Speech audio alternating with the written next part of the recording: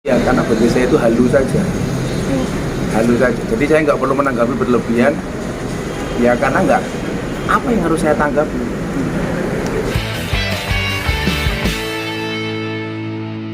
Dan semua menanggapi adanya laporan tentang Gus Miftah dan Iya, Pak. Senyum aja lah. Iya, gimana? Ada laporan. Laporannya mau dilaporin apa?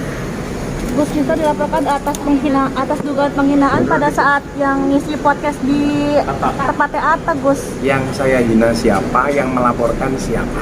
Yang melaporkan Gus Irfan terkait Makanya hubungannya. yang dilaporkan salah Pak. Kenapa saya sama Atta nggak nanggapi ya? Karena bagi saya itu halu saja.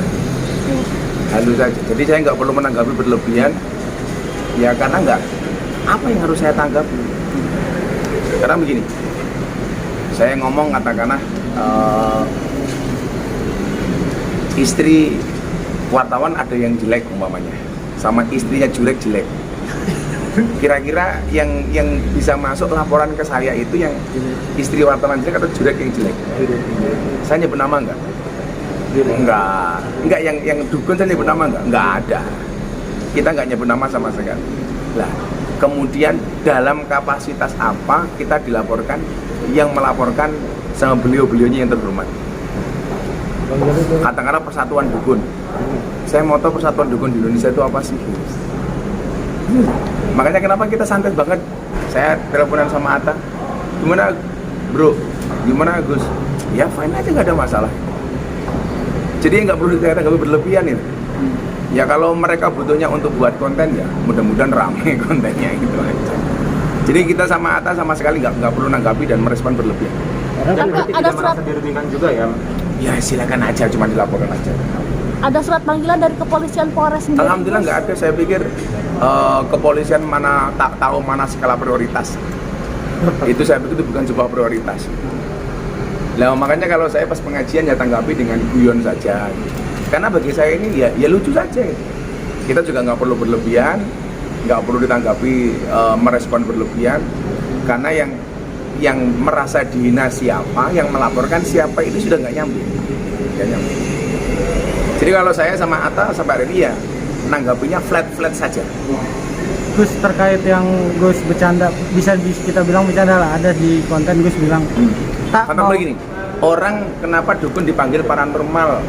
Karena yang datang orang abnormal, atau kenapa dipanggil orang pinter karena yang suan orang bodoh.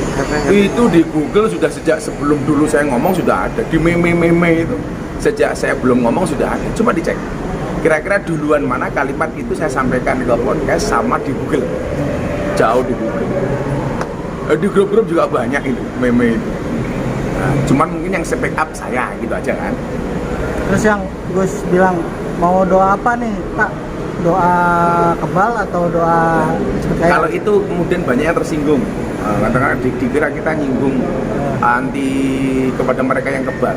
Saya bilang sama Atta, kalau kamu punya duit, wow, jangankan kebal fisik, kebal hukum juga bisa, tak bilang.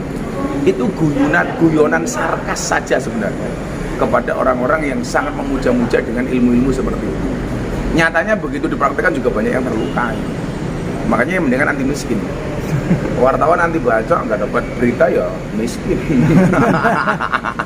Terus kalau misalnya seandainya kedepannya ada panggilan, siap kooperatif buat? Wah ya kalau dipanggil kita kan ini sih juga mau ke Mabes Polri, tapi dalam rangka yang lain. Dalam rangka ada silaturahmi, ada teman-teman pejabat yang pengen silaturahmi dan mendengarkan tausiah dengan cara saya, ya saya nggak. Jadi kalau dipanggil ya silakan. Tapi saya pikir kawan-kawan kita penyidik yang terhormat ini pasti tahu ini apakah memungkinkan untuk dipanggil atau seperti apa. Kan yang namanya orang laporan kan bisa ditindaklanjuti, bisa tidak, tergantung materinya. Nah, kalau memang tidak masuk unsur ya untuk apa kalau seandainya ya dipanggil ya kita datang, ngapain? Gus, Gus ada Firdaus permintaan maaf kecewa. nggak? Firdaus kecewa karena Saya itu gini, dengan video juga nggak kenal. kecewa karena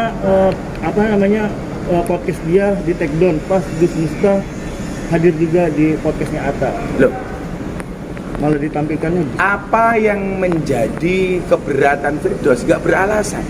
Saya posting sesuatu di medsos, apapun kontennya, mau saya lanjutkan atau saya take down, itu kan hak saya.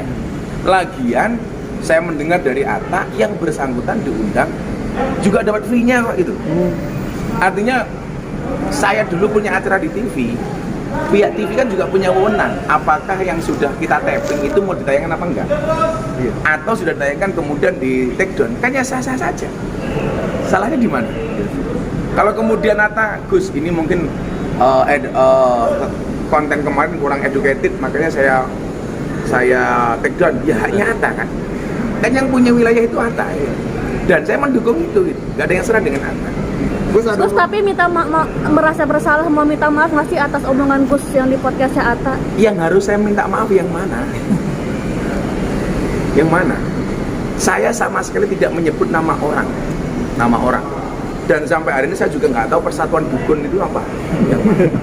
Persatuan Dukun Republik Indonesia PDRI kan juga nggak ada itu. Gus ada niat mau ketemu atau ngelaporin balik? Enggak. Untuk apa? Saya kalau niat ngelaporin balik nggak ada sama sekali. Kita kan biasa banget ya.